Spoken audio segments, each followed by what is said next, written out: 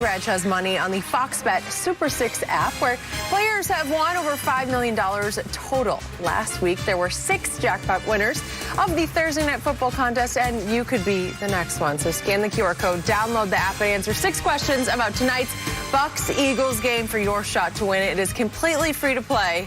Best of luck. I hope you win some money. And it is tonight. Tonight will be Tom Brady's first Thursday night game on Fox since his infamous moment a year ago when he seemingly forgot what down it was at the end of the loss against the Bears. Brady joked about it, the instance this summer, and the quarterback obviously got the last laugh after the Bucs went on to win the Super Bowl following that little mistake there. It happens. It happens to all of us, right? Shannon, what is the biggest change between now and then?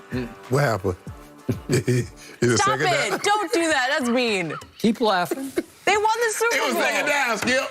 You laughed all the way to the Super Bowl, right? It happens, right?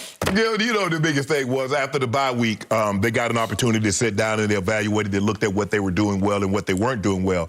And what they decided to do was, like, incorporate a lot of what Tom Brady had done for the 20 years when he was in New England. Mm-hmm. A lot of screens to the running back, a lot of short stuff, a lot of motion. Not to totally take all. We don't have to throw the ball down the field 35 yards down the field 15 times a game. Mm-hmm. We'll keep them honest. We'll throw 2 or 3 times and hit one of those shots here or there. But let's go back to do what Tom Brady does, and that's the mark of a great coach. Bruce Arians swallowed his pride because, Skip, he's a no-risk-it, no-biscuit type of guy. But no-risk-it, no-biscuit wasn't getting them the results that they'd hoped for. Mm-hmm. And the really good coaches says, let me cater to what my players do really well and not say, well, this is my system and this is what we do. Well, doing what you do in your system will get you beat. Yep. So what he did, he incorporated a lot of what Tom Brady has had success doing. They dumped the ball. Leonard Fournette wasn't a guy that caught screens in Jacksonville. He was not. That's not what he does. Mm-mm. But that's what all of a sudden he started to do. They started doing motion. Mm-hmm. So Tom Brady could identify, oh, okay, now you make everything so identifiable for me. It's just man or zone. You can just see it immediately. And plus, I'll know where you might be coming from. Yep. So for me, Skip, I think that has a lot to do with it. The defense started playing better. It did. And so it wasn't anything big where they completely changed and revamped the offense. They didn't do any of that. All they did was a few tweaks. Okay, Tom, you like screens? Okay, fine. Dump it down to the running back. You like this intermediate routes? Okay, do that. Yeah, we'll give you some motion so you can make everything easily more identifiable. Yep. And they caught fire. And confidence has a lot to do. Momentum is big in the NFL. Because now all of a sudden, hold on, we scored 35. Defense, y'all didn't give up a 10. You know that's a recipe for success. And Tom started to say, hey, guys, we got something special here. Tom tell you got something. A coach telling you that, yeah, you always, that's what we supposed to gas up. But when Tom Brady says, we got something special, guys, they bought in. So that classic Thursday night game at Chicago a little more than a year ago was the classic, I want you to keep that same energy game, because the next day you came in and I don't know where I am. I'm in Vegas. Okay. I told you, I believe he got concussed. I don't think his wife wants to hear this, but I believe he did, because he took more punishment in that game than in any other game, regular season or playoffs last year. Well, it was that unnecessary roughness that Khalil Mack got when Khalil slung him down. 3 sacks, 8 hits on the quarterback is a lot of punishment. The line did not stand up that night on a Thursday night at Chicago. He lost again to the immortal Nick Foles in that game. And yet, if you want to put it in perspective, there was no AB yet. Right. Gronk was limpy and gimpy and caught 3 for 32. Mike Evans was limpy and gimpy on a bad ankle and managed to catch 5 for 41. Didn't do much damage as he usually does. The leading receiver was the rookie Tyler Johnson that night, which should tell you most of what you need to know. Right. And 3 targets were aimed at my little man, Keyshawn Vaughn, out of Vanderbilt, another rookie. And also that little Jaden Mickens, who's the punt returner, was playing receiver that night because there was no Scotty Miller. He was hurt and out. So Jaden Mickens got 2 targets that night. finally, there was no Chris Godwin that night. So if you take away those kind of weapons, if you can add in an AB and a Chris Godwin, now you're going to have something, because they start to become uncoverable when they're healthy and at full strength. Yet we went on to that Sunday nightmare against New Orleans at home, when I was more worried about the defense than the offense, because Drew Brees threw a party that night at Tampa, remember? And then the Rams visited, and they had their way with the defense even more than Brady did with the offense. So if we hark back to the Chicago night, they lost 20-19, and Brady wasn't terrible. He was 25-41 for 253, a touchdown, and no picks. So it was okay. QBR was 42, a little below average, but not deplorable, not embarrassing or disgusting, okay? So what happened? In the second quarter against Kansas City, after Tyreek just ran wild on them in the first quarter, they were so desperate. They were so in give up, like we give up kind of mode. Not that they gave up as a team, but just as an offense, it's like, well, let Brady call it. And he started calling a lot of it at the line of scrimmage. And they started to bounce back. And you recall, Shaq Barrett finally got the turnover in the second quarter. It was about to be 24-0. It was about to be 24-0. And all of a sudden, Brady ended up making kind of a game of it in the fourth quarter. It was kind of, he made it respectable at least.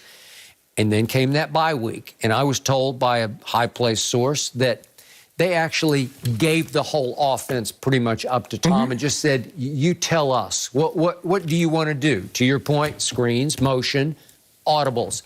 Let me have some more check with me's at the line of scrimmage. Let me do a little more of the play calling on the fly, instead of it just comes in cold and I run what you call. Yeah, because, Skip, when you get in a situation like that, when you're down by as much as you are, the one thing you want to do is get the ball out of your hand quick. And so what he started doing against Kansas City, started getting the ball out of his hand quick. And so now, all of a sudden, that got him into a rhythm. And so quarterbacks, they're very rhythmic. Once you get them into a rhythm, good luck stopping them. He got into a rhythm, and you see that he brought him all the way back, and it took Patrick Mahomes and Tyreek on a fourth down to keep Tom from getting the ball back, because I wouldn't have liked their chances had Brady got that ball back.